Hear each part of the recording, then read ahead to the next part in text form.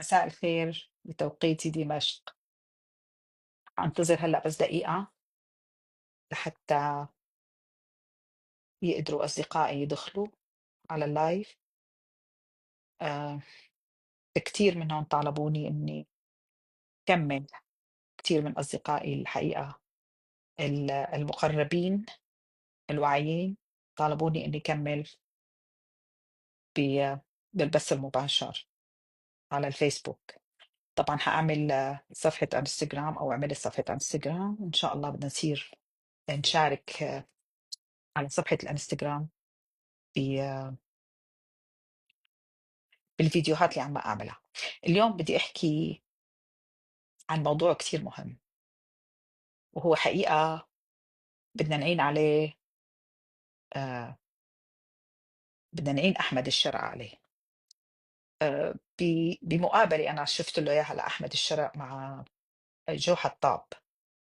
وحقيقة أحمد الشرع عم يهتم بالشباب كتير، وعم يهتم بالسوشيال ميديا. ليش قابل كتير ناس انتقدوه انه عم يقابل مع اللي بيعملوا انفلونسر، ولا على التيك توك، ولا على اللي عندهم محتوى طبعا اللي وراهم ملايين المتابعين. وطبعا انا بحييه على انه عم يهتم بفئة الشباب، وطبعا لانه السوشيال ميديا عم يتعاملوا فيها الشباب اكثر، عم يقدروا يوصلوا صوتهم اكثر. المقالات الطويلة للمثقفين والكتاب ما عادت اخذت رواج كبير، لانه ما عاد حدا قاعد قرا مقالة 3 صفحات او قرا تحليل سياسي. كل الأفكار تقريبا والنقاشات اللي عم تدور على الإدارة الجديدة وعلى سوريا الجديدة عم تدور على السوشيال ميديا.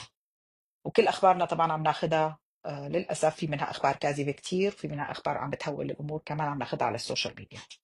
لكن حقيقة اتقابل معه لجو حطاب، ولمست أنا منه شيء أنا حابب هلأ ناقشه فيكم، وما بدي أخلي الفيديو طويل مشان يتسنى للناس أكثر الناس تحضره. بدي أحكي فيه عن الهوية حتى نحن هلا عم نحاول نرجع الهوية السورية اللي نفتخر فيها طبعا كسوريين للشعب السوري. وطبعا أحمد الشرع عم يشتغل على هذا الموضوع، وأنا موافقة معه 100%. وهذا من أولويات لننمي بلدنا ونشتغل على بلدنا. هو من أولويات العمل أنه نشتغل نحن على الهوية السورية، الهوية الوطنية السورية، نفتخر بنفسنا. بدي أحكي لكم على قصة طبعا أنا قريتها، حكى فيها بتوقع، قريتها لكاتب ممدوح عدوان. عم يقول وقت كنا صغار كنا بمدارسنا إذا شمينا ريحة بشعة أو دخلنا على مكان فيه ريحة مو مقبولة، يعني كنا نتضايق فيها بالبداية، نتضايق لدرجة بعد فترة نتعود على الرائحة، وبالتالي ال الأعصاب اللي بأنفنا ولا تتعود على هالريحة فبنتقبلها. ما بيعود بيقدر شخص آخر حقيقة إذا دخل علينا بده يشم هو الريحة، بس نحن بنكون تعودنا عليها. نفس الشيء وقت بنسمع أصوات، إذا كنا نفوت على مثلا مركز للحدادين أو النحاسين، الأصوات اللي عم تنطرق كل يوم كل يوم، يعني حتى الضجة اللي كانت بسوريا للمارة كنا نتعود عليها ونحن نايمين، نقدر، لأنه أذننا تعودت على نوع هذا الطرق أو على نوع هيدي الريحة. فبالتالي نحن لا نتعود حتى يموت فينا شيئا. الشعب السوري مات فيه كتير لقدر يتعود على نظام الاستبداد لمدة نصف قرن وأكثر، فمات بقلوبنا ومات بضمائرنا أشياء كثيرة، لأنه تعودنا على الحالة اللي نحن موجودين فيها. وهلأ لنرجع نحيي أرواحنا من جديد ونعلمها أنه مو هذا الشيء الطبيعي اللي أنتم عايشين فيه كنتوا، أنه هذا شيء طبيعي بالنسبة لكم. بدنا نعيد لأرواحنا الهوية الوطنية السورية. يعني أنا من بين الأغاني اللي كتير أو الأناشيد اللي صارت بعد الثورة، ارفع راسك فوق أنت سوري حر، كتير كانت هالأغنية عاجبتني، وكتير هالأغنية استعملتها أكثر من استعمال من دوسهم من دوسهم بيت الأسد من دوسهم. هاي الغنية بتعطيك فخر إنه أنت هلأ أصبحت سوري حر. يا ترى شلون أنا بدي أرجع افتخر بالهوية السورية الوطنية اللي موجودة عند السوريين؟ الحقيقة مقابلة أحمد الشرع مع جو حطاب حسيته بده يرجع الهوية السورية الوطنية للشباب. فصار قال لهم السوريين هلأ محط أنظار العالم كله، وحقيقة نحن أصبحنا محط أنظار العالم كله. وقت نحن بنشوف إنه حكومتنا هلأ عم بتفكر فينا كيف بدها تعملنا الحياة، ترجع لنا الحياة طبيعية، كيف بدنا نعمل كيف بدها تحسن أوضاع المعيشة، كيف بدها ترجع اللاجئين، كيف عم بتفكر ببناء بيوت لللاجئين. طبعا هي بعد تحرير المعتقلين.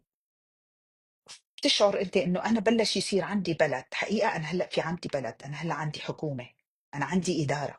انا بتمنى تضل اسمها الإدارة الجديدة، الإدارة السورية.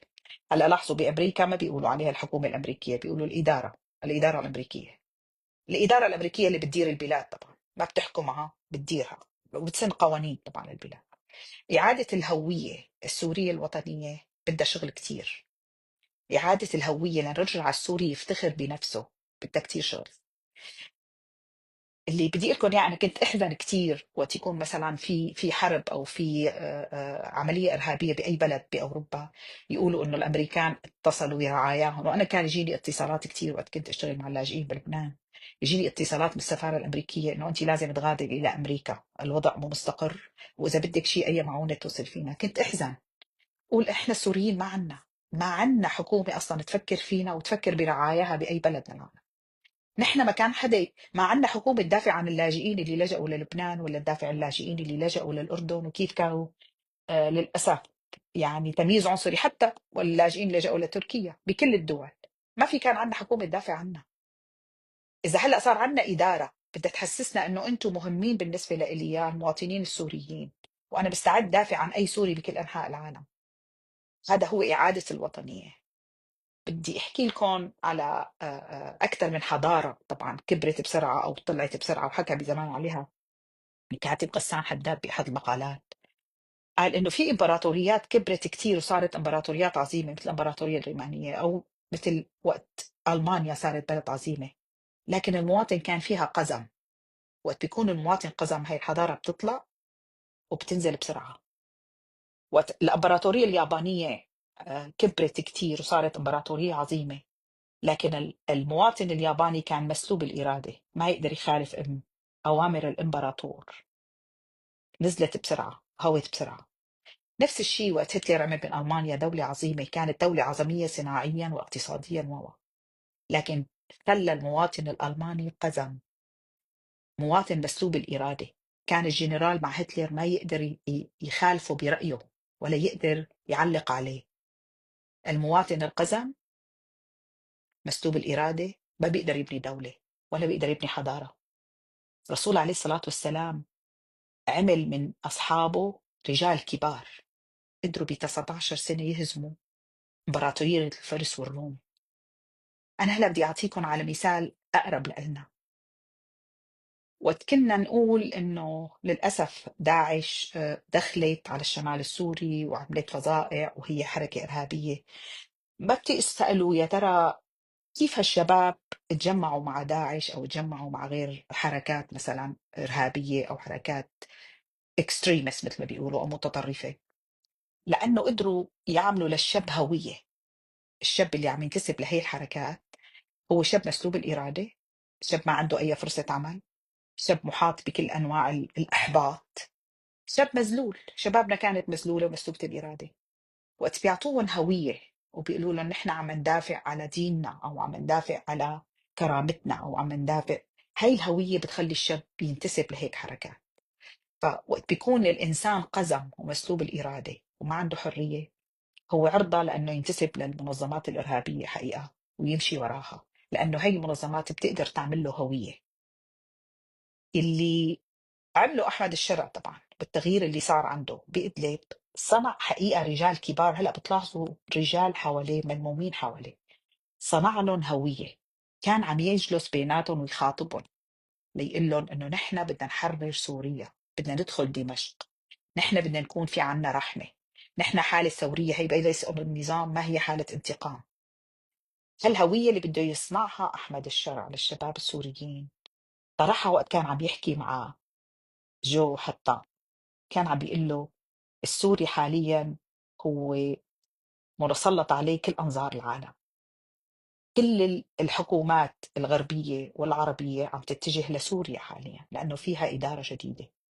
إذا نحن رجعنا للسوري اللي تعود على حالة الإحباط وحالة الذل وكان للأسف النظام السوري لمدة 50 سنة عملنا أقل حتى من أقزام، ناس مسلوبين الإرادة عم يدوروا بس على لقمة العيش، survival mode مثل ما بيقولوا. أنا كيف بدي أعيش، كيف بدي أمن كهرباء، كيف بدي أمن مي، كيف بدي طعمي أولادي، كيف بدي أعلم أولادي، كيف بدي أهرب برات البلد. عملنا كلياتنا أقزام، أقزام مسلوبين الإرادة، واعتدنا على هالحالة. لنقدر نطلع من هالحالة بدنا نرجع نعود حالنا على إنه ارفع راسك فوق، أنت سوري حر بالفعل. بدنا نعود حالنا على إنه أنا بدي أرجع أبني بلدي، هي وطني، هذا بلدي، هي الإدارة الجديدة عم تدافع عني، عم تعمل كل جهدها لتأمن لي رغيف العيش، عم تعمل كل جهدها لتساويني إنسان بالفعل متحضر متمدن. ورح نرجع نحكي العلم والعمل هن اللي بيبنوا الدولة. كيف الحضارة بتكبر وكيف البلد بتكبر؟ وقت ما بيكون الإنسان قزم، وقت بيكون عنده حرية. الإنسان واتباع القانون، بدك تصنع إنسان وبدك تعمل قانون لحتى يكون جميع هؤلاء المواطنين تحت سقف القانون، يكون في عدل بين الناس. أنا بتمنى على كل السوريين وخصوصا الشباب، بلشوا بإعمار بلدكم، طلعوا من حالة التعود على إنه هاي الإدارة جديدة رح تكون إدارة متسلطة ومستبدة، حيعملوا فينا هيك أنا لحد هلأ توصلني أخبار إنه هدول بدهم يذبحوا الطائفة الفلانية وهي الإدارة الجديدة بدها تقتل، لأنه معتادين هن على إنه النظام السابق هيك كان يعالج كل أموره، وإنه إذا نحن حكينا بدهم يعملونا هيك ويسوون. لا، يعني عم نحكي، عم تحكوا عم تنتقدوا، ما حدا عم بيصير له شيء. أنا هذيك المرة تفرجت على فيديو على شخص بس قلد صوته لبشار الأسد وعمل حاله إنه تنحى، حطوه بالسجن مدري قديش، ودفع له أبوه بلاوي مصاري ليقدر يطلعه. ليكن كلكم هلا عم تنتقدوا الإدارة الجديدة، وعم تنتقدوا أحمد الشرع، وعم تنتقدوا الوزراء اللي حطهم، وعم تنتقدوا. مارسوا حريتكم، مارسوا ديمقراطيتكم، طالما في حرية التعبير اللي أنا بتمنى تكون مضمونة بالدستور السوري، هي حرية الكلام وحرية التعبير، وبتمنى الكل يمارسها. مارسوها بس يكون نقد بناء، مو نمارسها بس لحتى نعمل شوشرة. ولا هذا القصة. بدنا نرجع نبني الإنسان السوري، ما يكون متعود على حالة الاستبداد والقمع والخوف اللي كنا هو موجود فيها. لا يمكن الإنسان الخائف يبدع أبدا. وأنا بدي أعطيكم بس هيك قصة بسيطة على اسمها بريرة، عبدة اسمها بريرة، كانت متزوجة من المغيث، بس كانت متزوجته وهي جارية. اتدينت نستنا عائشة فلوس، أنا جبت لكم إياها سيرة عن قصة مرة لحتى أرجيكم كيف كانت الأنثى أو كيف كانوا النساء بعهد الرسول صلى الله عليه وسلم. بريرة زوجة المغيث اتدينت نستنا عائشة مصاري لحتى تشتري حريتها. وقت اشترت حريتها من المغيث، فبالتالي بتقدر هي تطلق نفسها منه، لأنه أصبحت حرة ما عادت عبدة. كانت تكرهه للمغيث، هو كان يحبها كتير، فكان هائم على وجهه وزعلان وعم يبكي ويلقي شعر لأنه كان يحبها كثير للجارية. فالرسول عليه الصلاة والسلام حزن عليه، فنادى لها لبريرة وقال لها: شو رأيك ترجعي لمغيث يا بريرة؟ قالت له: لا، ليس لي به شأن، يعني ما بدي أرجع له أبدا. عم تقول له للرسول صلى الله عليه وسلم، وهو أعلى سلطة طبعا بهداك الوقت الديني، عم تقول له كلمة لا. بدنا نتعلم نقول لا بالمكان المناسب بالوقت المناسب. بدنا نتعلم ننتقد نقد بناء. بدنا نتعلم نعارض، بس بدنا نعارض بشكل إيجابي وفعال. بدنا تكون إدارتنا عم تساعدنا وتحمينا وتنمي لنا البلد، ونحن بدنا نكون بالاتجاه الآخر عم حقيقة نساعدها لنبني الإنسان الحقيقي. الرسول صلى الله عليه وسلم ما انتصر إلا وقت خلق إنسان وبنى إنسان قوي. وأحمد الشرع ما انتصر على نظام مجرم بعد كل هالسنين إلا لأنه قدر يعمل إنسان، قدر يعمل حواليه ناس يقدروا يعارضوه ويشاركوه بالرأي ويشاورون ويشاوروه ويساندوه ويسندون ليوصل لهون. وهو كان طبعا عم يخطط لهي المرحلة من زمان، بجوز نحن ما شايفين اللي عم بيصير، لكن بتوقع النتائج بتبين لنا إنه هو حقيقة قدر يسقط نظام أقلوي فاشي بهيدي الطريقة من دون سفك دماء، لأنه حقيقة بنى قدام منه إنسان، بنى معه رجال. ما بدنا هلأ إلا نكمل نحن ببناء سوريا.